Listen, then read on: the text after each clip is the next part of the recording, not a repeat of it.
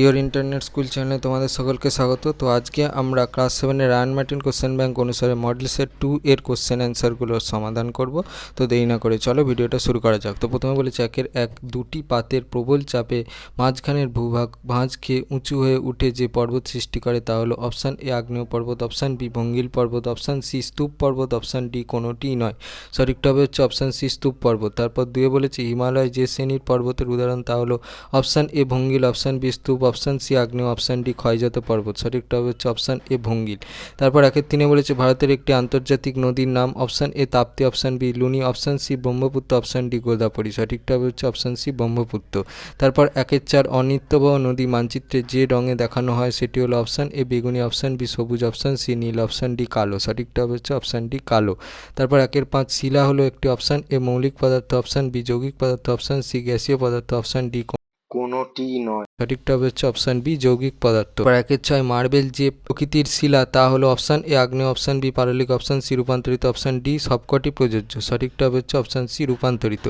তারপর একের সাত ইউরোপ ও আফ্রিকা মহাদেশের মাঝে অবস্থিত অপশান এ বেরিং প্রণালী, অপশান বি পক প্রণালী, অপশান সি জিব্রাল্টার প্রণালী, অপশান ডি বাল্টিক সাগর। সঠিকটা হচ্ছে অপশান সি জিব্রাল্টার প্রণালী। এর আটে বলেছে সাহারার শুকনো নদীখাত, অপশান এ আর্গ, অপশান বি হামাদা, অপশান সি ওয়াদি, অপশান ডি বাগার নামে পরিচিত। সঠিকটা হচ্ছে অপশান সি ওয়াদি। তারপর একের নয় বলেছে ওক গাছ দেখা যায় যে জলবায়ু অঞ্চলে, অপশান এ নিরক্ষীয়, অপশান বি ভূমধ্যসাগরীয়, অপশান সি উষ্ণ মরু, অপশান ডি নাতিশীতোষ্ণ। সঠিকটা হচ্ছে অপশান বি ভূমধ্যসাগরীয়।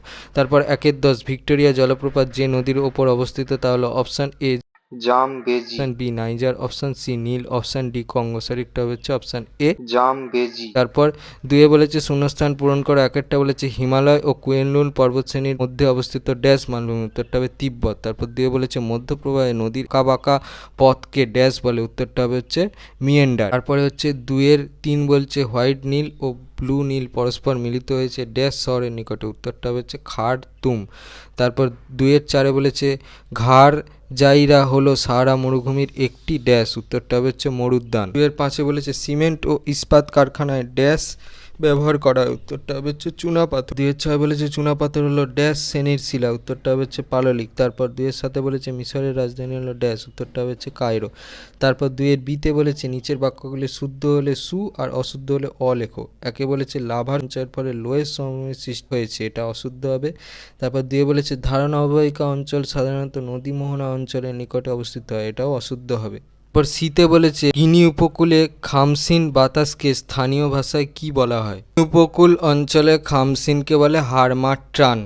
তারপর তিনের এক মালভূমির দুটি বৈশিষ্ট্য লেখো। মালভূমির দুটো বৈশিষ্ট্য হচ্ছে এক, মালভূমির গড় উচ্চতা সাধারণত সমুদ্রপৃষ্ঠ থেকে 300 থেকে 600 মিটার হলেও কোনো কোনো মালভূমির উচ্চতা এর চেয়ে বেশি। দুই, মালভূমির উপরিভাগ কিছুটা তরঙ্গায়িত বা প্রায় সমতল। তারপর তিনের দুই, উপনদী ও শাখা নদী বলতে কি বোঝো? উপনদী উৎস থেকে সৃষ্টি হয়ে কোনো নদী যখন অন্য কোনো নদীতে এসে মেশে তখন তাকে প্রধান নদীর উপনদী বলা হয়, যেমন যমুনা, গোমতী, ঘরঘরা প্রভৃতি গঙ্গার উপনদী। শাখা নদী মূল নদী থেকে যে সমস্ত নদী শাখার মতো বেরিয়ে গিয়ে অন্য কোনো নদীতে মেশে তাদেরকে শাখা নদী বলে, যেমন ভাগীরথী, হুগলি হলো গড় প্রধান শাখা নদী। তারপর তিনের তিন, পাললিক শিলা কিভাবে সৃষ্টি হয় তা ব্যাখ্যা করো। বহু বছর ধরে আগ্নেয় শিলা বিভিন্ন প্রাকৃতিক উপায়ে ক্ষয় হয়ে ছোট ছোট নুড়ি কাকর বালিতে পরিণত হয়। পরে এগুলো নদীর বায়ুর দ্বারা বাহিত হয়ে সমুদ্রের নিচে স্তরে স্তরে জমা হয়, বহু বছর পরে শক্ত হয়ে তৈরি করে পাললিক শিলা। তিনের চার, মাটি সৃষ্টির যে কোনো দুটি নিয়ন্ত্রকের নাম লেখো। মাটি সৃষ্টির যে কোনো দুটো নিয়ন্ত্রক হচ্ছে শিলা, জলবায়ু। তারপর তিনের পাঁচ, পূর্ব আফ্রিকায় গ্রস্ত উপত্যকা কেন সৃষ্টি হয়েছে? আফ্রিকার ভূপ্রকৃতি একটু অন্যরকম, ভূআরোহণের ফলে ভূপৃষ্ঠে ফাটল তৈরি হয়েছে, দুটো ফাটলের মাঝের অংশ নিচের দিকে বসে গিয়ে তৈরি করেছে গ্রস্ত উপত্যকা। তারপর তিনের ছয়, অক্ষরেখা ও সমুদ্রস্রোত কিভাবে আফ্রিকার জলবায়ুকে নিয়ন্ত্রণ করে তা সংক্ষেপে লেখো। প্রথমে অক্ষরেখা আফ্রিকা মহাদেশ 38 ডিগ্রি উত্তর অক্ষাংশ থেকে 35 ডিগ্রি দক্ষিণ অক্ষাংশের মধ্যে অবস্থিত হয়। এই মহাদেশের বেশিরভাগ অঞ্চলই গ্রীষ্মপ্রধান উষ্ণমণ্ডলের মধ্যে পড়েছে। আফ্রিকা মহাদেশের মাঝখান দিয়ে নিরক্ষরেখা চলে যাওয়ায় প্রায় সারা বছর এই মহাদেশে লম্বভাবে সূর্যকিরণ পড়ে। এর ফলে এই মহাদেশের বেশিরভাগ অঞ্চলে প্রায় সারা বছরই উষ্ণ তাপমাত্রা বিরাজ করে। অন্যদিকে আফ্রিকা মহাদেশের উত্তর অংশ দিয়ে কর্কটক্রান্তি রেখা এবং দক্ষিণ অংশ দিয়ে মকরক্রান্তি রেখা চলে গিয়েছে। এর ফলে আফ্রিকা মহাদেশের নিরক্ষরেখার নিকটবর্তী বেশিরভাগ অংশ উষ্ণমণ্ডলে এবং কর্কটক্রান্তি রেখা ও মকরক্রান্তি রেখার নিকটবর্তী উত্তর ও দক্ষিণ ভাগের কিছু অংশ নাতিশীতোষ্ণ মণ্ডলের মধ্যে পড়েছে। এবার হচ্ছে সমুদ্র স্রোতের প্রভাব। আফ্রিকার যেসব অঞ্চলের পাশ দিয়ে শীতল সমুদ্র স্রোত প্রবাহিত হয়েছে সেখানে শুষ্ক জলবায়ু বিরাজ করে, ফলে সৃষ্টি হয়েছে মরুভূমি। যেমন উত্তর পশ্চিম উপকূলের পাশ দিয়ে প্রবাহিত শীতল ক্যানারি স্রোতের প্রভাবে লগ্ন অঞ্চলে শুষ্ক সাহারা মরুভূমি সৃষ্টি হয়েছে। একইভাবে আফ্রিকার দক্ষিণ পশ্চিম উপকূলের পাশ দিয়ে প্রবাহিত শীতল বেঙ্গুয়েলা স্রোতের প্রভাবে সংলগ্ন অঞ্চলে পাহাড়ি ও নামিব মরুভূমি সৃষ্টি হয়েছে। অপরদিকে উষ্ণ গিনি স্রোত ও মোজাম্বিক স্রোতের প্রভাবে গিনি উপকূলে এবং আফ্রিকার পূর্ব উপকূলে যথেষ্ট বৃষ্টিপাত হয়। অভগ্ন উপকূল ভাগ থাকায় সমুদ্র স্রোত দেশের অভ্যন্তরে প্রবেশ করতে পারে না, তাই সমুদ্র স্রোত মহাদেশের অভ্যন্তরের জলবায়ুতে বিশেষ প্রভাব ফেলে না। 4.1 পৃথিবীতে অধিকাংশ মানুষ সমভূমিতে বাস করে কেন? পৃথিবীর অধিকাংশ লোকের সমভূমিতে বসবাসের কারণগুলি হলো: 1. পৃথিবীর অধিকাংশ সমভূমি পলি সমৃদ্ধ এবং উর্বর হওয়ায় এখানে কৃষিকাজ অত্যন্ত ভালো হয়। 2. বেশিরভাগ সমভূমির ওপর দিয়েই বড় বড় নদী প্রবাহিত হয়েছে, তাই পানীয় জল বা সেচের জল পেতে অসুবিধা হয় না এবং জলপথ পরিবহন ব্যবস্থা সহজে গড়ে ওঠে। ভূমিরূপ সমতল বলে রেলপথ, সড়কপথ প্রভৃতির মাধ্যমে পরিবহন ব্যবস্থার উন্নতি হয়।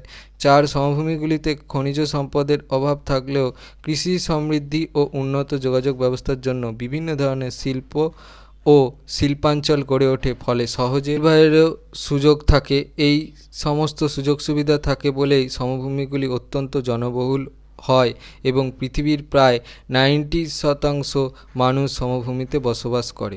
4.2 ভারতের প্রধান নদী গঙ্গায় উচ্চ, মধ্য ও নিম্ন প্রবাহ কোথা থেকে কতদূর পর্যন্ত বিস্তৃত লেখো। উত্তরাখণ্ডের কুমায়ুমালয়ের গঙ্গোত্রী হিমবাহের গোমুখ তুষার গুহা থেকে উত্তরাখণ্ডেই হরিদ্বার পর্যন্ত গঙ্গার পার্বত্য প্রবাহ বা উচ্চগতি। উত্তরাখণ্ডের হরিদ্বারের পর থেকে ঝাড়খণ্ডের রাজমহল পর্যন্ত গঙ্গার সমভূমি প্রবাহ বা মধ্যগতি। ঝাড়খণ্ডের রাজমহলের পর থেকে বঙ্গোপসাগরের উপকূল পর্যন্ত গঙ্গার বদ্বীপ প্রবাহ বা নিম্নগতি। 3.5 জলপ্রপাত কেন সৃষ্টি হয়? নদীর প্রবাহপথের জলতলের পার্থক্যকে জলপ্রপাত বলে। সৃষ্টি: নদীর পার্বত্য গতিপথে কঠিন এবং কোমল শিলাস্তর ওপর নিচে আড়াআড়িভাবে বা আনুভূমিকভাবে থাকলে প্রবল স্রোতে ওপরের কঠিন শিলাস্তর ধীরে ধীরে ক্ষয়প্রাপ্ত হয়, কিন্তু নিচের কোমল শিলাস্তর অতি দ্রুত ক্ষয় হয়ে ভিতরের দিকে ঢুকে আসে। এর ফলে নদীর স্রোত হঠাৎ খাড়া ঢাল সৃষ্টি করে প্রবল বেগে নিচে পড়ে। এইভাবে সৃষ্ট সমগ্র ভূমিরূপকে খাড়া ঢাল ও পড়ন্ত জলরাশি জলপ্রপাত বলে। উদাহরণ: কর্ণাটক রাজ্যের শরাবতী নদীর গেরসোপ্পা বা যোগ জলপ্রপাত। ছবিটা দেখে নাও, ছবিটা কিন্তু পেন্সিলে আঁকবে। তারপর 4.4 বলেছে নিরক্ষীয় চিরসবুজ অরণ্যের 3টি বৈশিষ্ট্য লেখো। বৈশিষ্ট্য: এই অরণ্যে গাছগুলি খুব লম্বা হয় এবং ডালপালা অনেক বেশি থাকে, অর্থাৎ এটি মূলত মিশ্র অরণ্যভূমি। 2. গাছগুলিতে সারা বছর সবুজ পাতা থাকে। 3. এই বনভূমির ত্রিস্তর বৈশিষ্ট্য: এ ঊর্ধ্বস্তর 30 থেকে 45 মিটার, বি মধ্যস্তর 13 থেকে 30 মিটার, সি নিম্নস্তর 0 থেকে 15 মিটার। 4. পাতাগুলি বড়, একে অপরের সঙ্গে মিলে চাঁদোয়ার সৃষ্টি করে। 5. বনভূমির অভ্যন্তরভাগ সূর্যালোকের অভাবে অন্ধকারাচ্ছন্ন, দুর্ভেদ্য লতাগুল্ম আচ্ছাদিত। 4.5 নীলনদের মধ্য অববাহিকা, অববাহিকার নিম্ন অংশ ও বদ্বীপ অঞ্চলের অবস্থান বর্ণনা করো। নদী হিসাবে পৃথিবীর দীর্ঘতম নদী নীল, এর 6650 কিলোমিটার দীর্ঘ প্রবাহপথের বিবরণ হলো: 1. মধ্য আফ্রিকার টাঙ্গানি হ্রদের উত্তর পূর্বে বুরুন্ডি উচ্চভূমি থেকে উৎপন্ন হয়েছে। কাগেরা নদী, এই নদী ভিক্টোরিয়া হ্রদে পড়েছে। এরপর এই নদী অ্যালবার্ট হ্রদে পড়ে এই নদী সুদানে প্রবেশ করেছে। 2. মালাকান শহরের কাছে বার এ জেবেল এর সঙ্গে মধ্য আফ্রিকার উচ্চভূমি থেকে বার এল গজল এবং ইথিওপিয়ার উচ্চভূমি থেকে সোবার্ট নামে 2টি উপনদী এসে মিশেছে। 3. এই মিলিত জলধারা হোয়াইট নীল নামে সুদানের খার্টুম পর্যন্ত প্রবাহিত। 4. খার্টুমের কাছে ইথিওপিয়ার উচ্চভূমি টানা হ্রদ থেকে ব্লু নীল হোয়াইট নীলের সাথে মিশেছে। 5. হোয়াইট নীল এবং ব্লু নীল মিলিত হয়ে নদ নামে সুদানের মধ্যে দিয়ে উত্তরের মিশরে প্রবেশ করেছে। 6.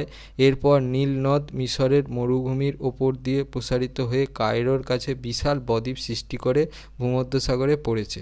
6. সময়ের সঙ্গে সঙ্গে সাহারা মরুভূমিতে কী ধরনের পরিবর্তন ঘটেছে তার সম্পর্কে লেখো। সময়ের সাথে সাথে সাহারা পাল্টেছে, জায়গায় জায়গায় ঘাস লাগানো হয়েছে, অত্যন্ত চওড়া পাকা রাস্তা, পুরনো উট চলা রাস্তার চলে গেছে, উঁচু বাড়ি মসজিদ তৈরি হয়েছে, উটের বদলে ট্রাকের দ্বারা ব্যবসা বাণিজ্য হচ্ছে। সাহারার তুয়ারেগ জাতির মানুষেরা বিদেশি পর্যটকদের ভ্রমণ নির্দেশক হিসাবে কাজ করে। বিভিন্ন পশুপালক যাযাবরেরা এখন খনিজ তেল ও প্রাকৃতিক গ্যাস উত্তোলন কেন্দ্রগুলিতে কাজ করে। এরা এখন স্থায়ীভাবে শহরে বসবাস করে। 5-এর একে বলেছে নীল নদের গতিপথের বিবরণ দাও। এর বৃহত্তম নদী নীল নদ, এর দৈর্ঘ্য প্রায় 6650 কিলোমিটার। দুই হোয়াইট নীল ও ব্লু নীল এই দুই ধারার মিলিত প্রবাহ নীল নদের সৃষ্টি করেছে। 3 হোয়াইট নীল নদীটি টাঙ্গানিয়া হ্রদের 50 কিলোমিটার উত্তর পূর্বে অবস্থিত বুরুন্ডির উচ্চভূমি থেকে উৎপন্ন করে উত্তর দিকে প্রবাহিত হয়েছে। তার অন্যদিকে ব্লু নীল নদীটি ইথিওপিয়া উচ্চভূমি থেকে উৎপন্ন হয়ে উত্তরে কিছুটা প্রবাহিত হওয়ার পর সুদানের খার্টুম শহরের কাছে হোয়াইট নীলের সঙ্গে মিলিত হয়েছে। 5 এরপর মিশরের মরুভূমির মধ্য দিয়ে সুদীর্ঘ পথ অতিক্রম করে কায়রোর কাছে 7টি ধারায় ভাগ হয়ে এক বিশাল বদ্বীপ সৃষ্টি করে নীলনদ ভূমধ্যসাগরে পড়েছে। তারপর 5-এর 2 সাহারার জলবায়ুর পরিচয় দাও। জলবায়ু দিনের বেলা ভীষণ গরম আর বাতাসে জলীয় বাষ্প থাকে না। তাপমাত্রা মাঝে মাঝে 58 ডিগ্রি সেলসিয়াস পর্যন্ত হয়ে যায়। রাতের বেলা বেশ ঠান্ডা, তাপমাত্রা নেমে যায় 4 ডিগ্রি সেলসিয়াস। রাত ও দিনের তাপমাত্রার মধ্যে পার্থক্য অত্যন্ত বেশি হওয়া সত্ত্বেও মানুষ নিজেকে মানিয়ে নিয়ে বেঁচে থাকে। গাছপালা ক্যাকটাস জাতীয় গাছ দেখা যায়, তবে মরুদ্যানের আশেপাশে ঘাস, খেজুর প্রভৃতি গাছ জন্মাতে দেখা যায়। মরুদ্যানে সামান্য জলের যোগানে ভুট্টা, জোয়ার, বাজরার চাষ হয়। মরুদ্যানের ধারে যারা চাষবাস করে আর যারা মরুভূমিতে পশুর দল বিশেষত উট নিয়ে এক জায়গা থেকে অন্য জায়গায় জল ও খাবারের সন্ধানে ঘুরে বেড়ায় তাদের বলে যাযাবর। যাযাবরের খাদ্য, যাযাবরেরা উটের দল, ঘোড়া, ছাগল নিয়ে ঘুরে বেড়ায়। পশুর দুধ ও মাংস এদের প্রধান খাদ্য। সাহারার সম্পদ খনিজ তেল ও প্রাকৃতিক গ্যাস পাওয়া যায় লিবিয়াতে, আলজেরিয়াতে। এছাড়া লবণ, কয়লা, আকরিক লোহাও পাওয়া যায়, তবে অত্যধিক গরমের কারণে এখানে খনিজ সম্পদ আহরণ করাই কষ্টসাধ্য। 5-এর 3 চিত্র সহকারে স্তূপ পর্বত এবং আগ্নেয় পর্বত সম্পর্কে আলোচনা করো। স্তূপ পর্বত ভূ আলোড়নের ফলে ভূত্বকের শিলায় টানের সৃষ্টি হয় এবং এখানে কঠিন শিলা থাকে, সেখানে শিলাস্তরে ফাটল সৃষ্টি হয়। ফাটল বৃহৎ হলে তাকে চ্যুতি বলে। দুটি চ্যুতির মধ্যবর্তী অংশ উপরে উঠে গেলে বা উচ্চভূমিভাগের পার্শ্ববর্তী অংশ বসে যাওয়ার ফলে যে পর্বত গঠিত হয় তাকে স্তূপ পর্বত বলে। সৃষ্টির কারণ অনেক সময় ভূ আলোড়নের ফলে ভূত্বকের শিলাস্তরে ফাটল, ক্র্যাক ও চ্যুতি ফল্ট দেখা দেয়। চ্যুতির দুটি সমান্তরাল চ্যুতিরেখা মধ্যভাগের ভূমিচাপের ফলে ওপরে উঠে আপথ্রাস্ট স্তূপ পর্বত গঠিত হয়। এ বলে হোস্ট জাতীয় স্তূপ পর্বত। উদাহরণ মধ্য ভারতের সাতপুরা এই ধরনের স্তূপ পর্বত।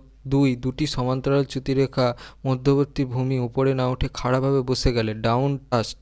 ওই অবনমিত অংশকে গ্রস্ত উপত্যকা এবং ওই অবনমিত অংশের দুই পাশে যে দুটি উচ্চভূমির সৃষ্টি হয় সেই দুটিও স্তূপ পর্বত। উদাহরণ ফ্রান্সের ভোজ এবং জার্মানির ব্ল্যাক ফরেস্ট এই ধরনের দুটি স্তূপ পর্বত। 3 দুটি সমান্তরাল চ্যুতির মধ্যবর্তী অংশ নিচে বসে গেলে দুপাশে দুটি স্তূপ পর্বত গঠিত হয়।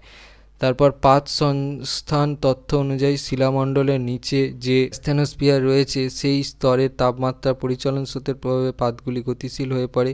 এতে শিলাস্তরে ফাটল ও চ্যুতি প্রভৃতি সৃষ্টি হয়। দুটি ফাটলের মধ্যবর্তী অংশ ওপরে উঠে গিয়ে বা নেমে গিয়ে স্তূপ পর্বত বা গ্রস্ত উপত্যকা সৃষ্টি করে।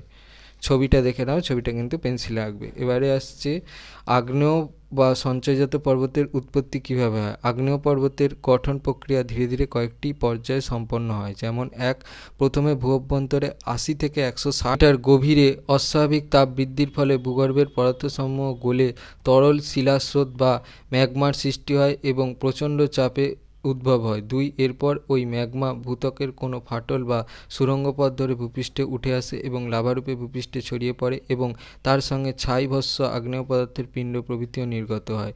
3 ভূঅভ্যন্তর থেকে নির্গত আগ্নেয় পদার্থগুলি ফাটল বা সুড়ঙ্গ মুখের চারপাশে জমা হতে হতে ক্রমশ উঁচু হয়ে একসময় শঙ্কু আকৃতির পর্বতের আকার ধারণ করে। বিজ্ঞানী ম্যাকডোনাল্ডের মতে এক নিমজ্জিত বা সংঘর্ষকারী দুটি পাতের সংযোগস্থলে দুর্বল অংশে আগ্নেয় পর্বত তৈরি হতে পারে। 2 দুটি পাতে পরস্পর থেকে দূরে সরে গেলে পাতসীমানা বরাবর আগ্নেয় পর্বত গঠিত হতে পারে। 3 কখনো কখনো পাতের মধ্যবর্তী স্থানে তেজস্ক্রিয়জনিত কারণে সৃষ্ট হওয়া উত্তাপ কেন্দ্র থেকে বেরিয়ে আসা ম্যাগমা আগ্নেয় পর্বত গঠন করতে পারে। ছবিটা দেখে নাও, ছবিটা কিন্তু পেন্সিলে আঁকবে। 5-এর 4 বলেছে প্লাবনভূমি ও অশ্বক্ষুরাকৃতির হ্রদ কীভাবে সৃষ্টি হয় তা চিত্রসহ লেখো। প্লাবনভূমি, প্লাবনভূমির জন্য এইটুকু লিখবে, নিম্নগতিতে ভূমির ঢাল কম থাকায় নদীবাহিত নুড়ি বালি নদীগর্ভে সঞ্চিত হয়ে নদী উপত্যকাকে অগভীর করে তোলে। বর্ষাকালে নদীতে হঠাৎ জল বেড়ে গেলে অগভীর নদীতে বন্যা বা প্লাবন হয়, তখন প্লাবিত অঞ্চলে পলি বালি প্রভৃতি সঞ্চিত হয়ে গঠিত হয় প্লাবনভূমি। প্লাবনভূমির ছবিটা দেখে নাও। তারপরে হচ্ছে অশ্বক্ষুর আকৃতির হ্রদ, সমভূমি প্রবাহ বা মধ্যগতিতে ভূমির ঢাল কম থাকায় সামান্য বাধা পেলেই নদী এঁকে বেঁকে বইতে শুরু করে।